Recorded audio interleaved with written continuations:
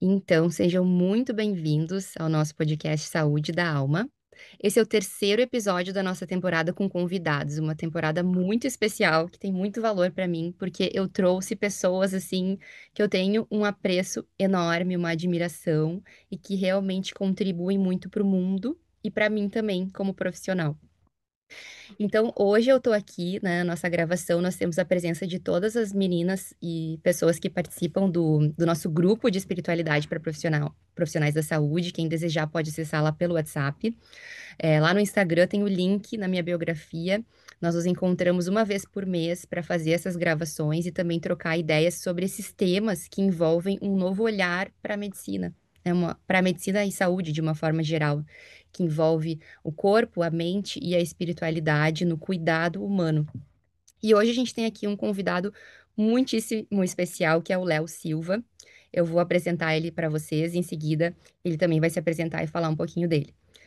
O Léo é psicólogo e psicoterapeuta há 25 anos. É mestre em psicologia da saúde, doutor em psicologia clínica e morou também no Reino Unido, onde realizou muitas dessas especializações, o mestrado. Depois tu me corrige, Léo, se foi o mestrado. Foi mestrado. Mestrado. Uhum.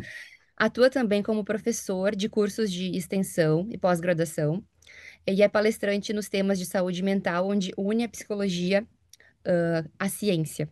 Tem uma vasta experiência na graduação, já passou, por grandes universidades, deixando aí o seu legado entre os alunos, que eu vou querer que ele fale mais sobre isso. Mas é muito importante dizer que o Léo é pai do Theo e filho de duas pessoas que lhe deixaram uma herança espiritual muito rica e verdadeira. E como nós já falamos aqui, a história de vida familiar e espiritual é um dos maiores impactos um dos maiores fatores impactantes no desenvolvimento da espiritualidade ao longo da vida.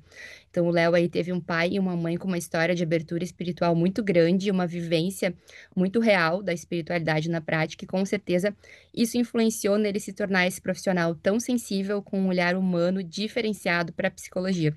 Então, ouvir ele aqui vai ser um presente para vocês e para mim, e eu tô muito animada para ver o que ele vai nos contar e conhecer um pouquinho mais do Léo aqui através desse encontro hoje. Léo, seja muito bem-vindo. Obrigado, Paula, pela bela apresentação. Eu fico feliz que tu tenha lembrado, né, dessas questões também transgeracionais, né, dos nossos pais, porque não adianta, né? A gente também sofre, né, no bom sentido, essa ação do meio, das oportunidades que a gente vai tendo da vida, mas principalmente da criação dos nossos pais, né? Tive a bênção de ter essa abertura espiritual em casa, né? O meu pai, ele mesmo sendo um médico que muitas vezes pessoas, né, têm a referência de um médico sendo bastante cético, o pai não, o pai era uma pessoa super aberta e ele deixou bem claro que existia uma conexão mente-corpo, né, que existia alguma coisa ali que a medicina não podia explicar, então aquilo me fascinou tanto que eu acabei escolhendo psicologia. E a minha mãe também, ela era uma pessoa super aberta à espiritualidade, já falava em reencarnação, enfim, né, então eu cresci nesse ambiente e facilitou muito a minha vida. Eu já estou me apresentando de uma forma diferente aqui, tá, Paula? A psicologia surgiu como algo natural, com esse fascínio, assim, de tentar entender o funcionamento da mente humana, só que sempre com essa abertura, né? Então, desde a graduação, eu ficava incomodado que não se falava muito de espiritualidade. Acabou a graduação, eu ficava, mas só um pouquinho, né? Espiritualidade não é a essência do ser humano, não é... Talvez o que mais define a nossa espécie não seria a capacidade de transcender, de buscar as explicações, né, sobre a vida, se existe um Deus ou não. Então, como é que isso não está aqui na graduação? Então, aquilo sempre me incomodou. E quando eu comecei a dar aula na graduação, que eu dei por 9 anos, aí eu já tinha um pouquinho mais de poder nas mãos, né? E aí, Uhum. como é bom a gente ter um pouquinho de poder nas Uhum. mãos, aí É, sim, muito eu bom. chamava professores de física quântica para fazer uma relação lá com Jung, psicologia, falava sempre espiritualidade, fazia questão de mencionar o conceito de saúde da OMS que envolvia espiritualidade. Então, eu fiz a minha parte na graduação. A gente fez um ciclo de palestras com 16 palestras que a gente conseguiu compilar por um livro depois, Espiritualidade, ou Psicologia e Espiritualidade, desculpas, eu erro a ordem, que a gente conseguiu compilar, então, 12 das 14 palestras, fazendo essa relação de uma maneira científica. Então, foi essa a minha relação com a psicologia e com a espiritualidade que começou, né, digamos, desde cedo. E outra coisa que sempre também me instigava é como é que a gente vai fazer isso na clínica? Como é que aquela pessoa que senta na nossa frente, como é que a gente vai, primeiro, né, deixá-la à vontade suficiente para dizer que aquilo é importante, que a espiritualidade dela é importante, que não importa as suas crenças, eu estou ali para ouvir qualquer coisa, né? E outra coisa, como é que eu ia ter ferramentas para lidar com isso? Será que eu poderia aplicar algum questionário que falasse sobre isso? Como é que eu poderia também psicoeducar as pessoas para dizer, olha, a espiritualidade é uma parte da saúde, então não adianta tu estar super bem, digamos, fisicamente, mas tu ter um vazio existencial, né? Tu não ter sentido nenhum na tua vida. Então vamos olhar para isso também? Daí isso se chama espiritualidade, vamos olhar para isso. Né? E psicoeducar também envolve, muitas vezes, fazer aquela diferenciação de espiritualidade e religiosidade, de que a espiritualidade está no dia a dia, que pode ser nas pequenas coisas, pode ser no momento de silêncio, de maravilhamento. Então, envolve tudo isso. Então, eu cresci, digamos, na clínica, sempre tentando ver a melhor forma possível para poder abarcar esse conceito dentro da minha prática, né?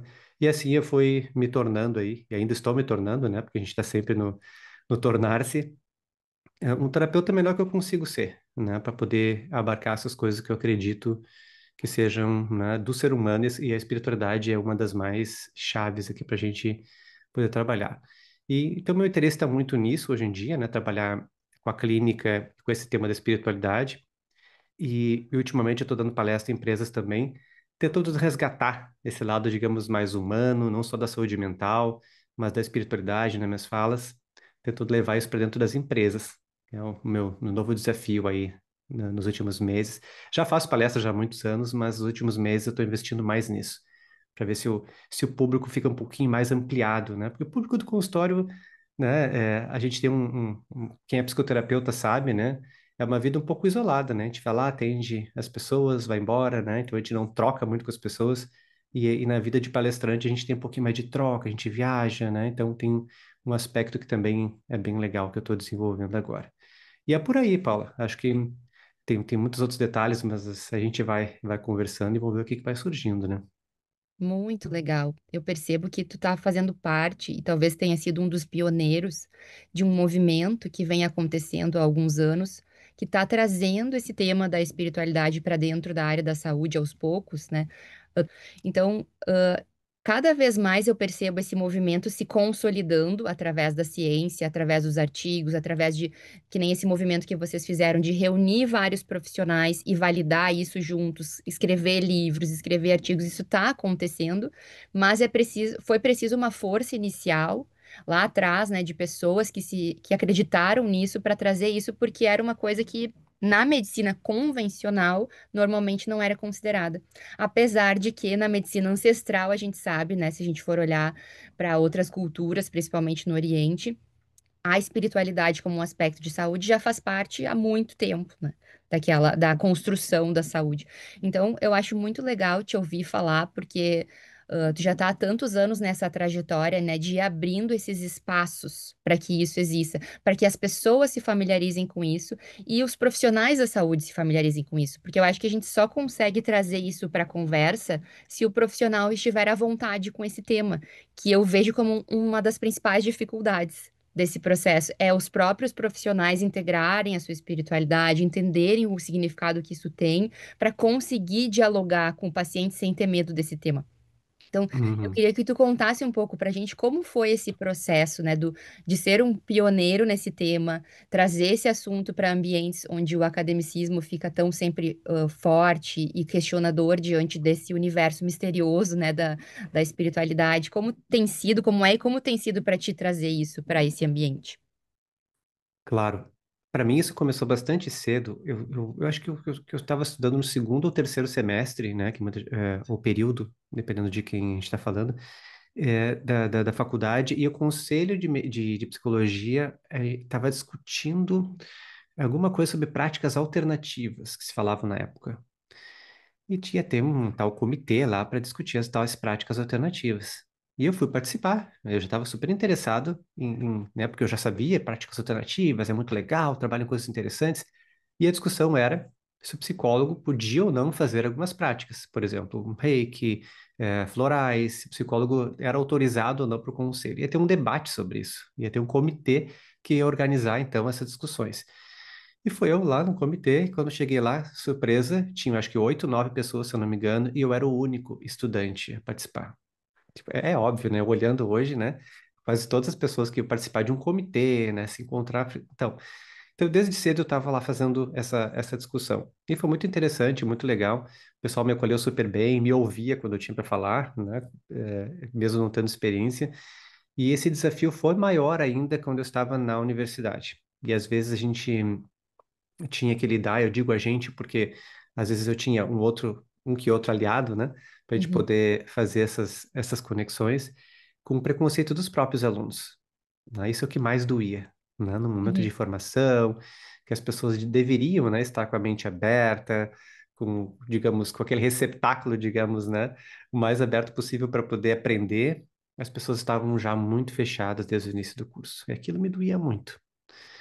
Então, eu era considerado por alguns um místico, né? Tipo, só o que falta agora é começar a trazer esse povo todo aqui para um ambiente científico, né? Era essa a brincadeirinha por trás. E de colegas também. Eu estava fazendo doutorado e eu lembro que eu tinha voltado da Inglaterra com o mestrado já em psicologia da saúde e lá eu tinha aprendido sobre psicologia positiva, que é um assunto que hoje está bem conhecido, mas na época não se falava quase nada em psicologia positiva no Brasil. E eu voltei falando sobre isso e ouvi de uma colega, uma pesquisadora bem conhecida e bem renomada, dizendo que, sério, psicologia positiva, isso é mais uma modinha dentro da psicologia. E a psicologia positiva, ela permite a gente é, fazer esse questionamento, né, do qual é a plenitude humana. A psicologia positiva, a gente tem a espiritualidade como uma força de caráter que está dentro da virtude da transcendência. Então, a gente tem uma estrutura científica muito bem estruturada para a gente poder trabalhar com a espiritualidade. Mas eu passei por isso também, nessa. Mas quando a gente tem internamente, né, uma clareza de que isso que a gente está fazendo e que a gente vai deixar para o mundo é importante, a gente acaba angariando forças dos mais diversos lugares e leva adiante a nossa ideia, né, Paula? Porque a gente sabe que é maior que a gente, né? Envolve a questão de propósito, né? Quando é maior que a gente acaba tendo força, né? É muito interessante te ouvir falar, me faz pensar, me faz lembrar o quanto é importante que a gente vá aprendendo, integrando esses saberes, essa sabedoria que vem dos quatro cantos do mundo e de dentro, né, para fora também, na nossa prática, para oferecer uma prática, um atendimento mais subjetivo também, que a gente possa olhar para o paciente sob diversos ângulos e não aquele único ângulo que uma única teoria diz, né? A gente possa integrar teorias. Eu acho que isso é muito rico na prática terapêutica. E para a gente conseguir fazer isso e se sentir seguro nesse caminho é a própria experiência que vai dando esse chão, além dessa conexão com outros profissionais que também têm um olhar aberto. Então, eu entendo que quando as pessoas se fecham, quando elas fecham um olhar, elas estão justamente agindo contra algo que elas mesmas defendem, que é a segurança que a gente tem quando a gente se abre para ouvir o que não é dito. Essa questão de deixar coisas não ditas, de não olhar para certos aspectos da vida do paciente, porque isso não é a minha área, isso é uma coisa que vai contra o tratamento, porque a gente desintegra, a gente não integra e a gente não olha para o paciente como um todo. Então, tu negligenciar a parte espiritual também é uma forma de negligência. No atendimento, né? É deixar um aspecto que é muito relevante no teu tratamento, na tua abordagem de crenças, no teu trabalho com esse paciente sobre o sentido da vida dele, sobre as decisões que ele toma, sobre como ele enxerga a si mesmo. Como que tu vai abordar um paciente, entender como ele enxerga a si mesmo, sem entender qual é o sentido que ele dá para a vida, né? De onde vem a vida aos olhos dele? Para que ele vive, né? Ele vive uma vida materialista ou ele vive uma vida voltada para o espírito, para a espiritualidade dele? Onde estão os propósitos dele, né? Então, isso tudo eu acho que é muito enriquecedor e, infelizmente, ainda há um pouco de preconceito, mas eu já vejo um movimento muito grande acontecendo e é muito legal da gente poder ter espaços como esse, onde isso pode crescer, né? Como a gente vem fazendo aqui. E uma das coisas que eu acho que me ajudou nesse processo, quando eu também entrei em contato com isso, foram esses movimentos e também esses questionários que tu citou, que eu fui atrás, como o RUCOL, que é um questionário de qualidade de vida da OMS, que contém a espiritualidade como um pilar. Teve esse, teve o FICA, o HOPE, vários questionários, então, que foram me levando aos autores, né, ao redor do mundo, muito aqui dos Estados Unidos, que já estão em busca dessas respostas e que estão buscando cientificamente validar alguns movimentos de consultório para quem está nessa busca e que ajuda bastante também os profissionais. Então, eu queria que tu contasse para a gente um pouquinho sobre isso. Tu comentou que usa alguns questionários, que está aprendendo ao longo dos anos a fazer essa abordagem. Como funciona essa abordagem dentro do consultório e de que forma quem está aqui nos ouvindo pode buscar recursos para começar a integrar isso na sua prática? Claro. Deixa eu só fazer um comentário. Tô na minha terceira formação clínica agora, em terapia do esquema, e nesse final de semana a gente teve uma aula e o professor falava assim: pessoal, é importante perguntar sobre o corpo do paciente, tá? E eu fiquei pensando assim, mas isso é tão óbvio. Eu fiquei pensando, claro, né? O óbvio precisa ser dito, mas Uhum, é uma avaliação que eu já faço há 20 anos, né? Quando a gente fala em uhum, saúde biopsicossocial e espiritual, a gente está avaliando as quatro dimensões da saúde. Então, precisa uhum, entender se aquela depressão, por exemplo, que as pessoas chegam até mim, com raras exceções, né? Porque o meu doutorado foi em psoríase, às vezes as pessoas me procuram com doenças de pele, né? Porque eu trabalho uhum, também com psicossomática. Aí a pessoa me procura, às vezes, com algum sintoma físico. Mas enfim, porque já tentaram vários tratamentos médicos e não deu certo, então a última instância é o psicológico para ver se, né, geralmente esse é o perfil das pessoas que me procuram já com alguma doença de pele. Mas enfim, voltando. Então eu preciso saber se a pessoa que está deprimida, se tem algum quadro, por exemplo, endócrino, né? Eu preciso entender se aquela depressão, ela vem de uma história de vida, sei lá, de um trauma que aconteceu muito tempo atrás ou é situacional. Só que disso tem vários aspectos do corpo que precisam ser trabalhados, né? Se ela está deprimida, a gente sabe também que tem um potencial inflamatório muito maior. Então, ela está muito mais propensa a ter um infarto e outras doenças inflamatórias. A gente está com aquela pessoa deprimida, a gente está vendo que é um prejuízo social. Ela não vai sair de casa, não vai querer, vai ter vergonha, vai ter autoestima baixa. Isso vai ter também um questionamento profundo em termos existenciais e espirituais. Então, de um aspecto que a pessoa chega até mim, por exemplo, deprimida, a gente tem os outros três aspectos da saúde afetados. Então, é preciso sim que a gente faça uma avaliação. E essa avaliação da saúde que eu faço, depois de ter testado várias coisas, eu faço de uma maneira muito simples, que é o que eu chamo de mandala da saúde. Então, peço para a pessoa fazer um círculo, uma folha 4, então, pegar um pratinho redondo, né? Um pratinho desses que a gente toma café da manhã, ou um compasso, enfim, e faz bem no meio da folha. Que daí a gente também está com a mandala e com um círculo, a gente está ativando o arquétipo do self, da totalidade. A pessoa se organiza para fazer algo dentro do círculo, ela já está se organizando internamente, né? Então tem toda uma questão assim que tem toda uma sabedoria por trás, né? Não é à toa que a gente pede e chama de mandala. Eu peço para a pessoa dividir esse círculo em quatro quadrantes e coloco lá: um quadrante é corpo, o outras questões da mente, o outras questões sociais e outras questões existenciais e espirituais. E ela preenche essa mandala, vai escrevendo dentro, de acordo com como está vivendo cada uma dessas áreas da saúde. E isso eu tenho um videozinho no YouTube com um tutorial para ela assistir, para ela ver o que que vai lá na. Porque a pessoa pode ter dúvida, né? Ah, é depressão. Depressão pode ser uma questão que eu coloco na espiritualidade, né? Porque eu estou uhum, questionando se vale a pena viver, ou se eu tenho algum propósito, para que que eu preciso estar aqui, né? A pessoa pode estar numa ideação suicida, por exemplo, questionando isso. Então, isso vai aonde? Isso vai no psicológico ou vai no espiritual, né? uhum, Inclusive, isso é ótimo que surja, porque a gente pode ver que, olha, a saúde, ela é um todo, né? A gente pode estar com dois problemas, digamos, em duas áreas da saúde, tu vê como elas se conversam. Enfim, a mandala é um dos instrumentos que eu utilizo, tá? Que é um instrumento não científico, mas que eu vi com o tempo que na parte subjetiva e para a gente, digamos, a troca é muito mais frutífera, é muito mais uhum, interessante. Mas claro que é baseado no conceito da OMS e eu uso os parâmetros que a OMS usa, por exemplo, para avaliar o que é a espiritualidade, né? Então tudo isso está uhum, incluído na forma como eu avalio. Outros instrumentos que eu uso uma entrevista bem estruturada com alguns dados que eu sei que aparecem nas pesquisas. Por exemplo, Eu pergunto como é que está a espiritualidade ou religiosidade na vida de 0 a 10. É bem importante a pessoa ter um número, né? Porque é, não vou dizer que obriga a pessoa a pensar, mas coloca ela numa posição onde ela, tá, deixa eu ver se é importante mesmo, né? Se é 8, 7, qual é a diferença entre 4 e 5, isso já gera uma discussão muito interessante na clínica. E a gente já faz uma conversa sobre espiritualidade e religiosidade, explicando as diferenças.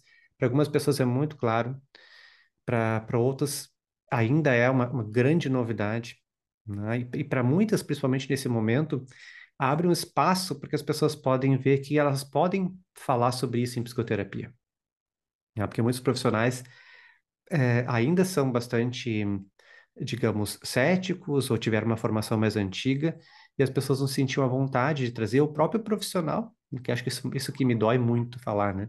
Mas muitos colegas não validavam a experiência espiritual subjetiva das pessoas. E elas sentiam mal de falar sobre aquilo, então acabava não sendo um assunto de terapia, né? Uhum. Então, nesse momento, a gente também já fala sobre isso, sobre o que é espiritualidade, sobre a diferença de religiosidade, sobre como é que a gente pode ter a espiritualidade no dia a dia. E eu pergunto também a frequência com que a pessoa pratica a sua religiosidade e espiritualidade, porque a gente sabe cientificamente que a prática 3 vezes na semana ela é muito mais interessante para comportamentos em saúde. Então, se a pessoa diz, olha, tem uma religião e eu vou lá no culto 2 vezes na semana, então eu vou incentivar que ela vá a terceira vez na semana, Uhum. porque eu sei que aquele número é um número mágico. Ela começa a ter mais práticas de autocuidado, fazendo exames de prevenção, ela também socializa mais, né? E a parte social também ajuda as pessoas a cuidarem uma das outras, né? Ô, Paula, quando é que tu fez o exame da mama lá? Tu, né, Uhum. fez o preventivo esse ano? Tu foi na gineco? Né? Então, a parte social também ajuda em comportamentos em saúde. E a outra avaliação que eu faço, que tem espiritualidade, mas não é exatamente de espiritualidade, é o teste de forças de caráter. Porque ali vai aparecer a espiritualidade é uma das 24 forças universais. Então, aparecendo ali, a gente já pode discutir. Ah, olha só onde é que está a espiritualidade na hierarquia. Ah, está na 24ª, o que significa? Está na primeira, segunda, terceira. Então, a gente discute a espiritualidade como uma força natural. Essas 24 são universais. Estudos transculturais, olha, todas as pessoas têm essas 24 forças. Então, vamos ver como é que tu usa essa força da espiritualidade. Então, uma outra forma de avaliar via psicologia positiva. Então, de instrumentos clássicos de anamnese que eu uso para todo mundo, são esses. Se eu sinto a necessidade de trabalhar com uma outra fonte, com um outro instrumento, aí eu faço ad hoc, assim, né? Eu vou adicionando algumas coisas, mas de cara, assim, na anamnese são esses instrumentos. Nossa, que legal. É muito legal te ouvir falar. Eu fui pensando e lembrando de coisas que eu já tive contato também aqui na minha busca. E eu vejo que a espiritualidade, ela ocupa um lugar na vida da pessoa que ele integra todas as outras coisas, como tu falou, integra a pessoa no mundo. Então, esse aspecto da vida social é muito forte. Inclusive, os estudos que falam a respeito do efeito da espiritualidade na saúde física, eles giram muito em torno pertencimento, né? Que o pertencimento que a pessoa sente ao praticar a sua espiritualidade, ele reforça essa sensação de segurança, e essa sensação de segurança tem um efeito direto na saúde física e mental. E também eu anotei aqui para lembrar o perdão, né? A pessoa fazer esses movimentos de reconciliação, né? De diálogo, associar isso na psicoterapia, compreensão de que isso pode elevá-la para um lugar espiritual mais próximo, né? Da sua espiritualidade através do movimento do perdão, da compaixão, né? Que é essa toda essa linha do apego também, da teoria do apego, da teoria polivagal, que acredita que a gente ativando essa compaixão na gente, a gente ativa o nosso senso de segurança e diminui uma série de doenças. E o propósito, que é a pessoa dentro dessa sociedade onde ela se vê como um agente importante de transformação, de comunhão. Então a pessoa vai, por exemplo, para sua prática espiritual ou nesse grupo de pessoas e ela começa a servir, né? Ela começa a Uhum, ajudar, ou ela é ajudada, e aí aquilo inspira nela um movimento de coletivo. Então, eu não sei se tu sente isso exato. também nos teus atendimentos aí. Sinto. E te ouvindo falar, eu lembrei do maravilhamento, né? Que é Uhum, eu fiz uma aula faz uns 2 anos e comecei a estudar, ler artigos sobre maravilhamento e eu fiquei maravilhado, com perdão da uhum, redundância, com o poder, né? E lembrando aqui para quem escuta e sabe inglês, né? O maravilhamento vem do o AWE, né? Que a gente usa muito no inglês, no awesome, né? Então, o maravilhamento, ele tá ligado, inclusive, agora esqueci o nome do pesquisador, tá? Porque eu não sou muito bom com esses nomes, mas ele fala que foi essa capacidade de cooperação que diferenciou, por exemplo, os sapiens do Homo neandertal, né? A cooperação, a compaixão, de olhar para o outro e perceber que, né, o que que tu precisa, né? O altruísmo, a empatia, tudo isso ele traz toda uma relação com o nervo vago e também com a questão do pré-frontal, né? Então faz toda essa ligação. Mas que o ser humano só evoluiu enquanto espécie por causa dessas características. E se a gente for pegar o maravilhamento em si só, que é uma característica que eu acredito que seja da espiritualidade, na verdade, maravilhamento é uma emoção que a gente, definindo, né, o conceito, uma emoção que vem quando a gente vê uma coisa que é incomum, que a gente se surpreende, que parece que é maior que a gente mesmo, né? É muito próximo àquele conceito do Rudolf Otto, lá, né? Do mistério tremendous et fascinas, né? Que é uma coisa que é muito grande, muito incrível e é fascinante ao mesmo tempo, que dá aquela mistura de medo e fascinação. Então, quando a gente olha, eu lembro a experiência que eu tive aqui nos Canyons, no Rio Grande do Sul, que é maravilhoso, né? Eu cheguei lá e olhei aquela rachadura assim na terra, me senti assim uma formiguinha. Eu pensei, eu sou nada, né? Me dava um medo de olhar tudo aquilo, a dimensão e ao mesmo tempo um maravilhamento. E olha só que coisa incrível que é a natureza, olha que a criação divina, mas me dava medo ao mesmo tempo porque era algo estrondoso. Ela parece que ia além da minha percepção e do que eu imaginava que fosse, né? Então, se a gente começa a praticar pequenos momentos de maravilhamento, por exemplo, então a gente pode trabalhar inclusive isso no consultório, de caminhar na floresta, aquele clichê, né, de abraçar uma árvore. Hoje eu vejo que Uhum. não tem por que não abraçar uma árvore, né? Uhum. E de fazer pequenos momentos com a natureza, e às vezes, ai, Léo, mas eu não tenho condições, então fica contemplando uma flor que está no teu apartamento, né? Uhum. Então, só nessas práticas de maravilhamento, a gente já aumenta a empatia, já aumenta o altruísmo, as pessoas ficam mais engajadas socialmente, e tem experimentos muito fáceis e simples que trazem evidências para isso. Teve um que as crianças colocaram as crianças para observar as sequoias lá da Califórnia, né? Aquelas árvores maravilhosas, né? De, sei lá, cento e poucos metros, né? Aquelas árvores gigantes, né? Para quem nunca ouviu falar. E outras pessoas ficavam simplesmente olhando para o prédio da universidade ou da faculdade.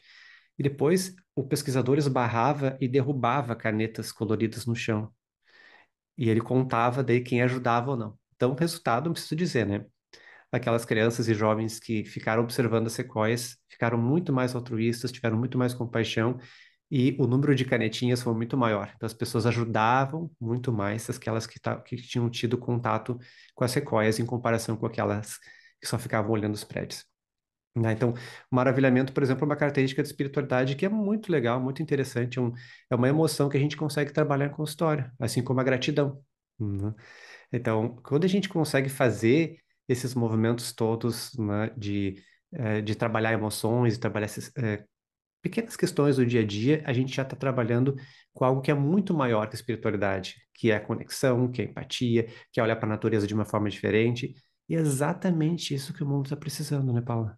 Uhum. É essa expansão de olhar, né? Então, a espiritualidade hoje eu vejo, assim como a questão do feminino, né? Porque a espiritualidade, se a gente for pensar entre racionalidade, ela está no polo masculino, né, do arquétipo, e espiritualidade está, né, no arquétipo feminino. É o que eu acho que precisa acontecer para a gente mudar o mundo, né? Trabalhar Uhum. mais com esses aspectos femininos do arquétipo, e a espiritualidade é uma das maiores e melhores ferramentas para isso. Mas eu Uhum. estou respondendo muito mais que a tua pergunta, já estou aqui Não, e empolgado, você tu tá não tem falando ideia assim, a né? minha cabeça onde ela já foi, mas eu tô voltando aqui pra gente não se perder. Mas eu já fiquei pensando em tanta coisa que eu já estudei sobre isso, assim, tudo vai se conectando, assim, Exato. e a gente vai escrevendo uma tese, né?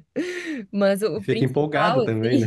assim, vou pegar o gancho principal, que é pra eu não me perder, porque eu já fui longe, é que eu acho que o mais interessante a gente ouvindo falar é pensar o quanto que o maravilhamento, a gratidão, essas coisas que se fala muito e que algumas pessoas até falam, ah, isso é banal. Não é banal, é o que está disponível universalmente.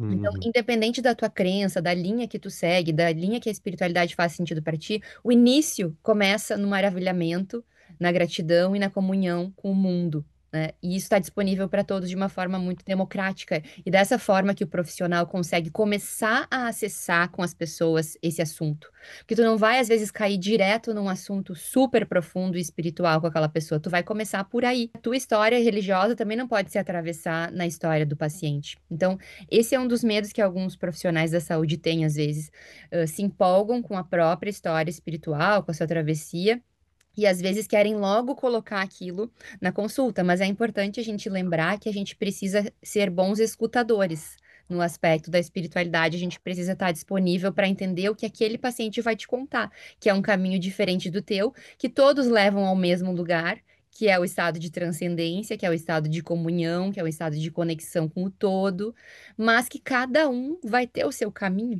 Então, eu achei muito legal falar do maravilhamento como uma possibilidade universal, que ela não é ligada a dogma, a uma religião restrita, né?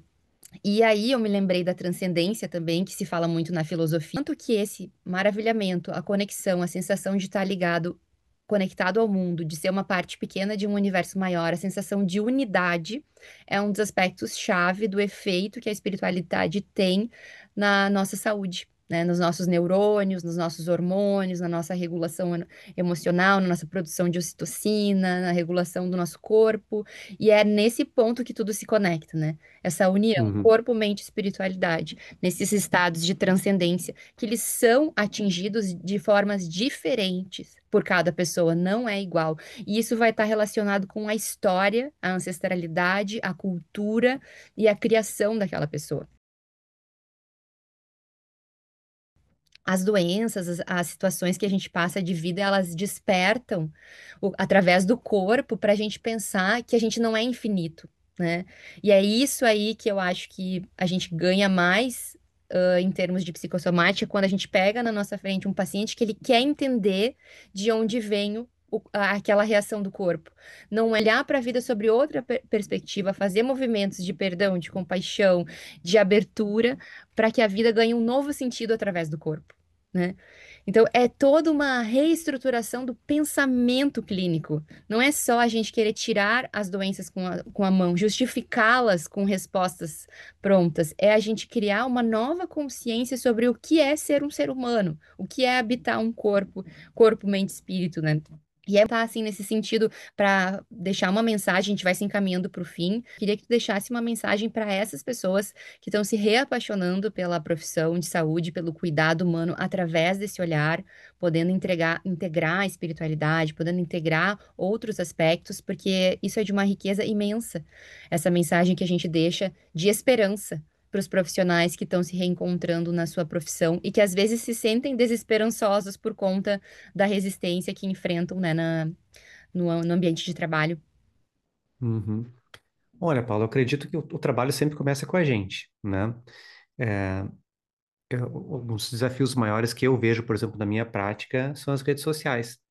Porque as redes sociais, elas nos absorvem, é aquela questão do vício dopaminérgico, e quando tu vê, tu tá deixando de fazer teus rituais, tá deixando de meditar, tá deixando de ficar em silêncio, fica mais irritadiço. Então, um dos desafios que eu vejo hoje em dia é como a gente consegue se conectar mais internamente do que externamente. Então, se o profissional está passando por dificuldades como essa, como eu passo,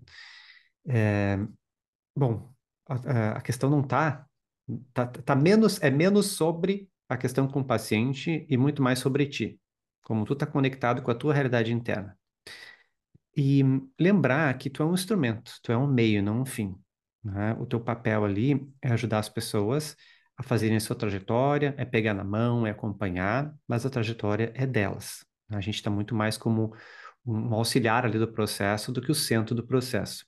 Então, se tu está muito claro da tua espiritualidade, das tuas práticas, tu está conectado contigo mesmo e tem ideia desse papel, né?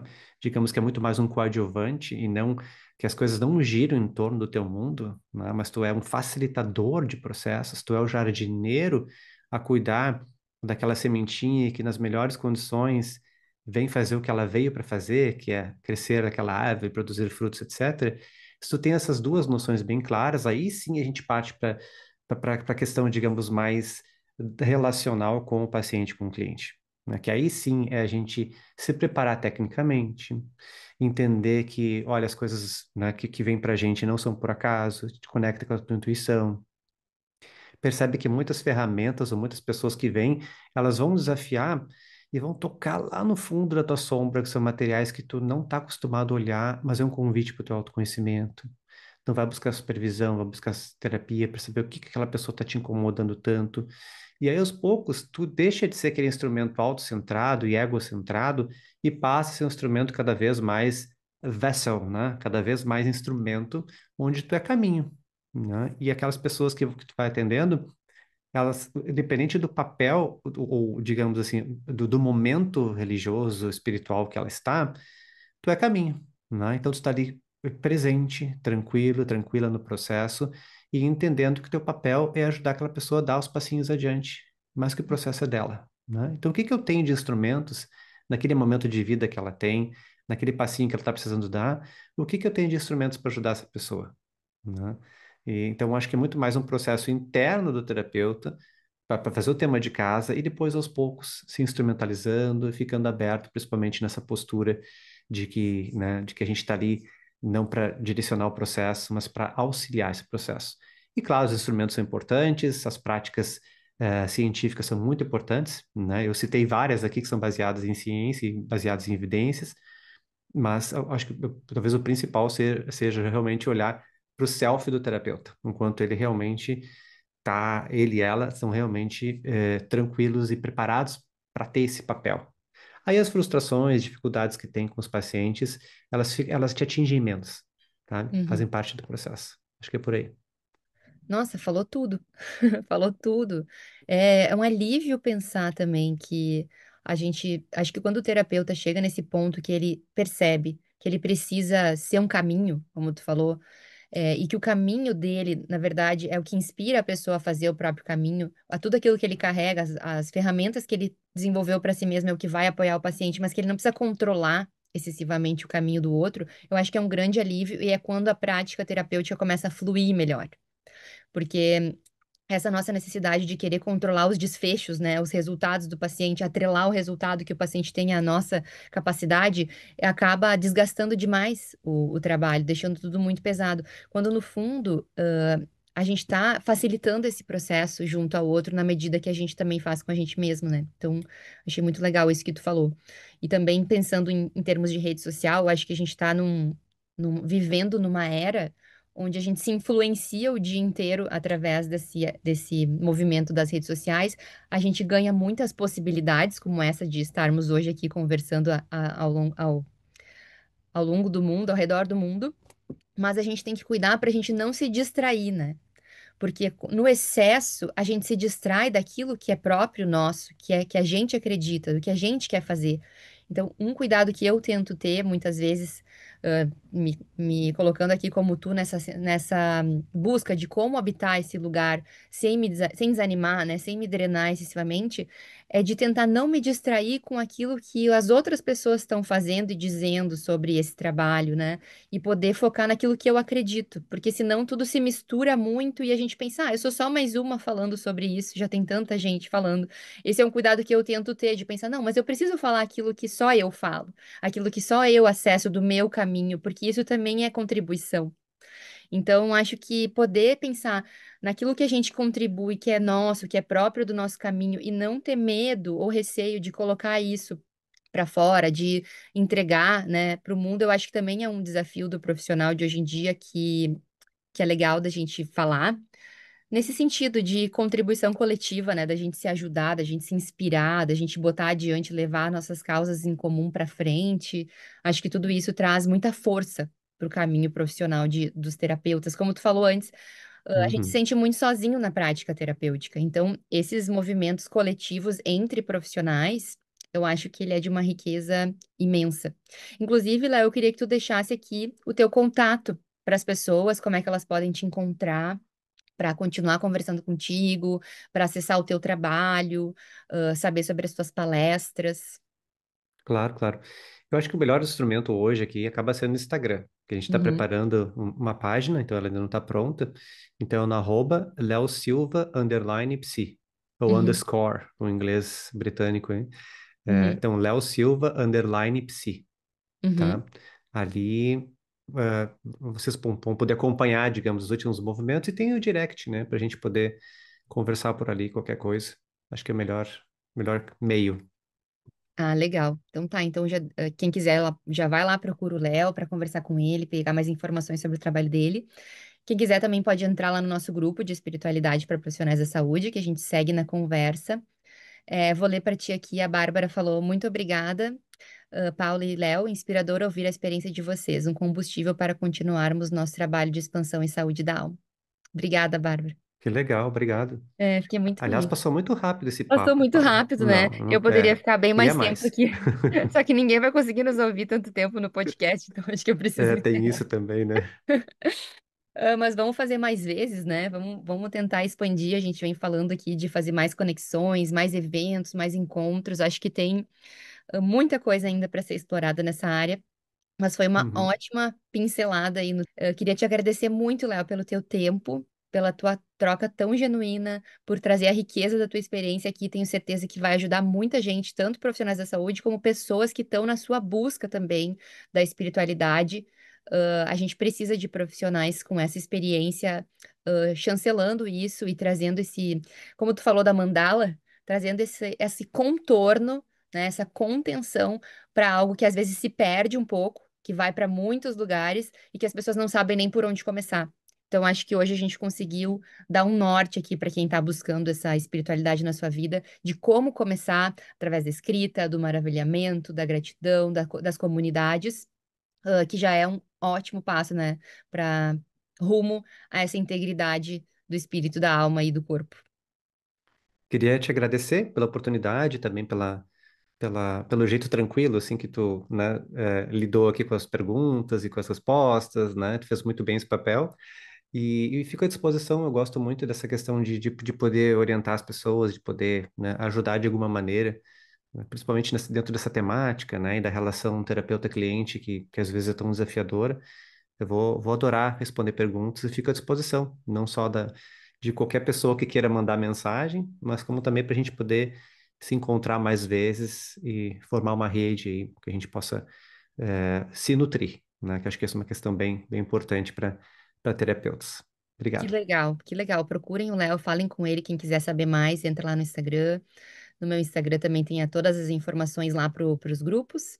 E a gente segue em contato aqui, criando mais oportunidades. Obrigada, Léo. Obrigada, meninas. Obrigado, gente.